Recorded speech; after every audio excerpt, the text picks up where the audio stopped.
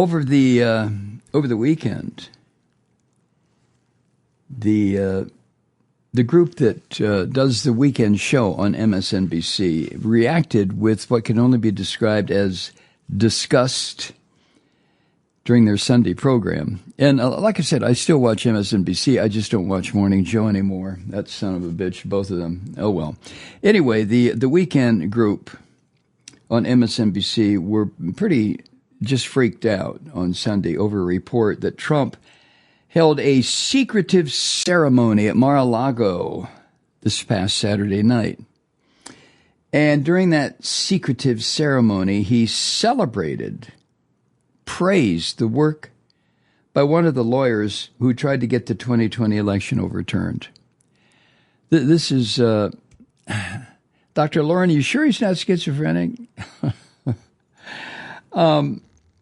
Anyway, on Sunday morning, during the Sunday show, Vaughn Hilliard, one of the NBC News reporters, said that the celebrations at Mar-a-Lago were not advertised in advance, of course not, and the press was excluded, of course, but comments the orange filth made were leaked, where he praised attorney John Eastman, who is a disgrace to this country, a disgrace to the white race, a disgrace to men, certainly a disgrace to the law profession, just another useless son of a bitch who has found his nesting place in the Trump orbit. Film clips were shown documenting Eastman's efforts through the court system to get former Vice President Mike Pence to not certify the 2020 election, and the attempts after Mike Pence's certification to get that certification overturned, denied, destroyed, torn up, gotten rid of. And during the evening, according to published reports, the orange bastard told this gathering of freaks and fuckheads, quote, "I'm a big fan of John Eastman. You know, he was right. He happened to be right. That's why they changed the law, and nobody wants to talk about that. They said he's not allowed to do it. He's not allowed to do it. And they convinced him he's not allowed to do it.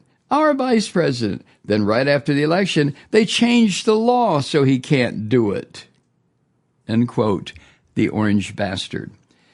And Michael Steele, one of the co-hosts of that program, MSNBC on the weekend on Saturday. Mike Steele, who he's the lieutenant governor of Maryland, also the former head of the Republican National Committee. Michael Steele said, quote, "What was the sense in this room? What was the purpose of this gathering? Is it just an in-your-face moment or a tale of things to come?" End quote, Michael Steele. And he asked that question to Vaughn Hilliard, and Vaughn Hilliard replied, quote, "Right, let's be very clear. There's no coincidence that this event at Mar-a-Lago, in which he welcomed not only John Eastman, but Michael Flynn and Jeffrey Clark, the man that urged the Department of Justice to put off all statements about the 2020 election, and they were up on stage with the orange vomit. Rudy Giuliani was on stage, my term, orange vomit. Peter Navarro, who spent time in prison for not complying with the subpoena from the January 6th committee, and they were watching a film that was a documentary about John Eastman," end quote, Vaughn Hilliard from NBC. The audacity of this son of a bitch, who in 2 weeks is going to assume the office of the presidency of the United States, it's just, it's unprecedented. I mean, unless you go back to Germany in the 1930s. One of the co-hosts, Simone Townsend, lost her mind with that when Vaughn Hilliard reported, and I don't mean that in a negative way. She really blew up after Vaughn Hilliard reported that. This is what Simone Townsend said, quote, let's just put a finer point on it. This is sickening. I am sick. Peter Navarro, Jeffrey Clark, the people that went to the Capitol to take up arms against the United States government because the president at the time lied to them. That's what happened. These are not patriots. What Donald Trump did last night is a disgrace to the country and Constitution, and the fact that they didn't tell anybody about it lets you know that they knew what they were doing was untoward, and they wanted to do it anyway, end quote. And what Simone is referring to is this little nesting party, this little circle jerk of these filthy son of a bitchin' white men, neo-Nazis all, who are gloating about what they did.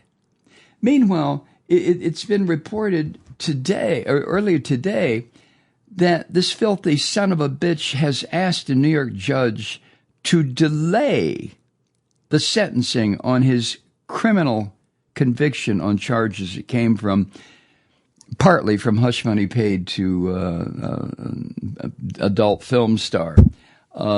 Trump's lawyers, in a court filing, said they plan to appeal Justice Merchan's decisions denying Trump's bids to dismiss the case. The argument by Trump's filthy lawyers was, presidential immunity and, due to the demands of the presidential transition period.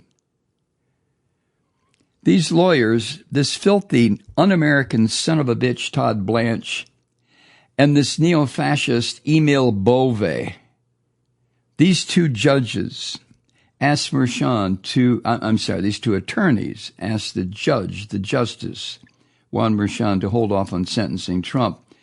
If the judge said, we're going to have a temporary break in the trial here so that one of the witnesses can go take a leak, Trump's lawyers would immediately appeal the decision. Anyway, these filthy lawyers for Trump have asked the judge to hold off on sentencing this son of a bitch until the appeal played out. And, of course, any delay will make it impossible that the orange bastard would be sentenced before his inauguration in 14 days, right? And Merchan has already signaled that Trump would be unlikely to face jail or other legal consequences for his filthy contempt of Judge Merchan's court. But, that's the way it goes in the United States. We now have a class of one, a category of one individual who's above the law, who is not subject to the rules of being a citizen in this dying democratic republic, dying because this fucker is killing it. This Trump. Oh my God. Now, in case you're unaware, well, I don't mean unaware. In case it's been pushed to the back of your mind, like it has with me up until today, because it's the anniversary of the attempt to overthrow the government, and the person who engineered, orchestrated, organized, and led the attempt to overthrow the government of the United States and our Constitution is about to be made fucking president again. This is mess. 4 years ago, it was one of the darkest days in American history. It's right up there with slavery and genocide and the War of 1812. I mean, just go down the list. But 4 years ago, when this orange bastard was obsessed with illegally continuing to be president after he lost re-election, and then sent his bully boys, his brown shirts, his neo-Nazis to the Capitol to destroy democracy and the Constitution. And the result of what Trump told his bastards to go do, the result was that 150 police officers were put in the hospital. Millions of dollars of damage to the people's house. Members of Congress, lives of the members of Congress were threatened. The Vice President of the United States was searched for so they could hang him. Nancy Pelosi, where's Nancy? You fucking bums.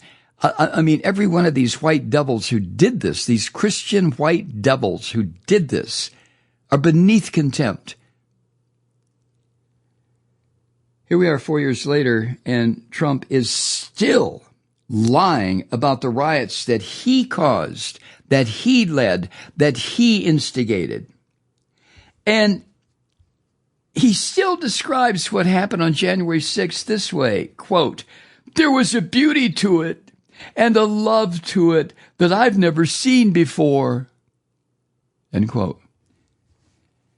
All right, Dr. Lauren, he's not schizophrenic, and I certainly